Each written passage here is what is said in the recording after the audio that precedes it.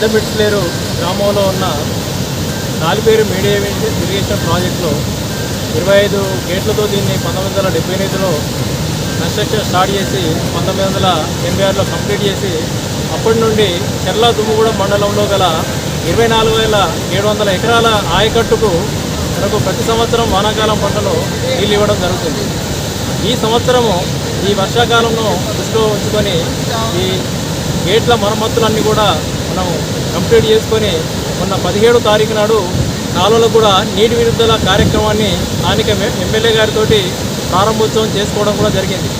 కానీ అదే రోజు నుండి మనకు ఈ తుఫాను వల్ల వర్షాలు ఎక్కువ వస్తాయన్న ఒక ముందస్తు సమాచారంతో ఇక్కడ డ్యామ్ దగ్గర ఉన్న సిబ్బందిని అలర్ట్ చేసుకొని మేము కూడా అన్ని తనిఖీలు చేసుకొని వచ్చే వరదకు తగ్గట్టుగా గేట్లను లిఫ్ట్ చేయడం జరుగుతుంది. అయితే ఈరోజు ఉదయం 4 గంటల నుండి దీనికి వరద పోటు వచ్చింది.